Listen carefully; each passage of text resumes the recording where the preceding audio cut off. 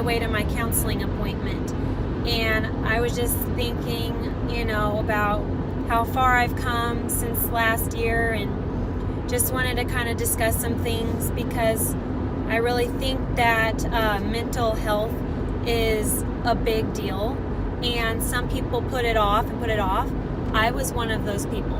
But the thing is when you put yourself on the back burner, you're not putting your kids first.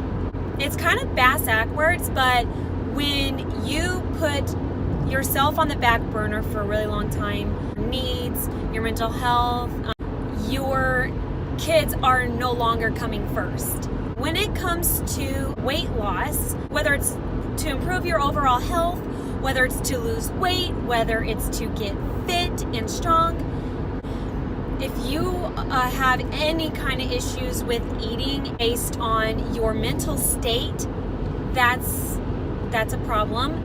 But you can't just mask it. You can't just be like, oh, I'll do XYZ. Getting counseling is the first step. If you think that maybe you're suffering from something more, then a counselor can help. Or maybe you are getting counseling and your counselor thinks you should see a psychiatrist. Either way, seeing a psychiatrist is never a bad thing. It's a really good thing. So what I did is I actually went into my OB office. I had a baby 6 months prior.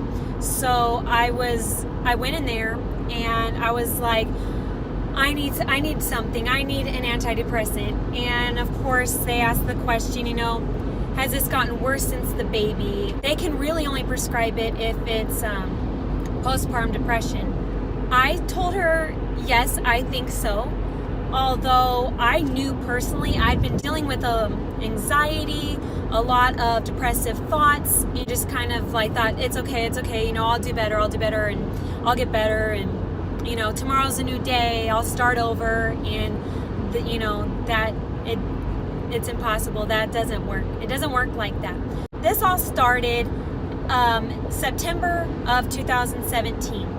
I was seeing the counselor once every single week for about 4 months, and then she told me I was ready to go every other week.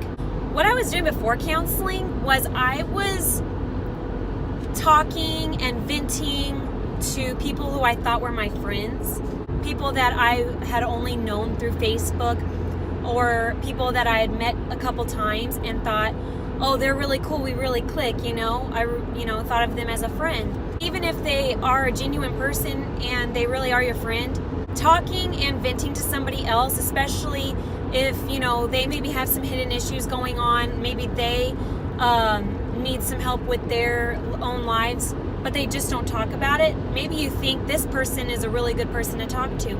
Either way, over time, it backfires. It backfires every single time.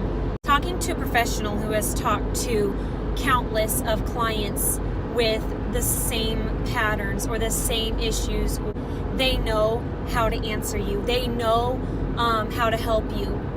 Very important thing when you first start counseling, you have to have the mindset totally and completely that this person has the answers for you. You're gonna do everything that this person tells you to do.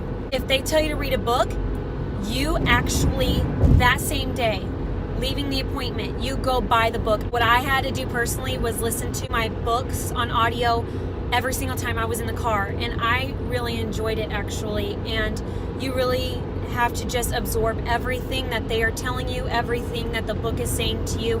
Just really go in there with the attitude that this is going to work.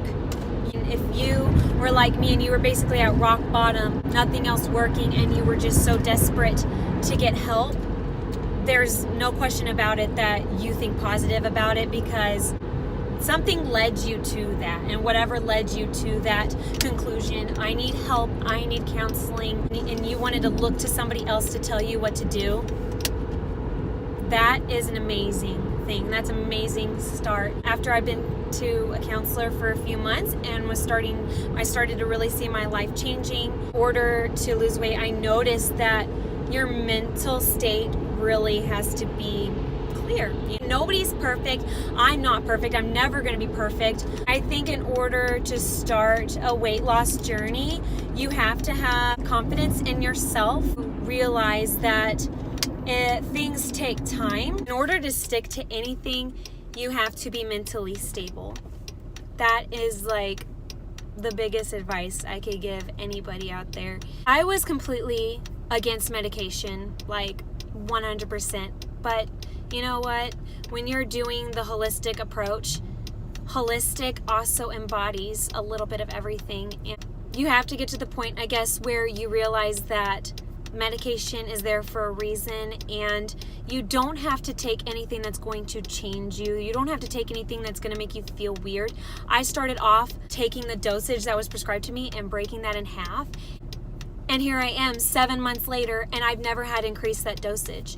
I felt like the anxiety was controlling me. The anxiety was so strong, it was interfering with on a daily basis, like all the time.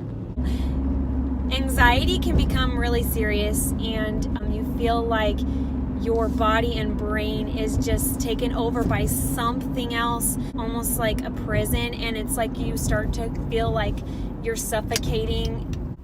What your body goes through when experiencing anxiety attack or a panic attack, it's so much stress that it literally shaves off life.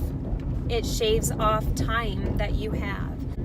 I feel like getting on something to help keep that balanced where you're not experiencing anxiety anymore, you could end up prolonging your life. And to me, that is worth so much. I want to be around for my kids. They are everything to me. This is being seen by someone out there, and if it could just help one person or lead somebody in the right direction, then that is beautiful, and that would make me feel so great. If this does help you, please leave a comment below and let me know. I would love to grow on YouTube. I would appreciate any help I can get. Thanks so much for stopping by. Bye.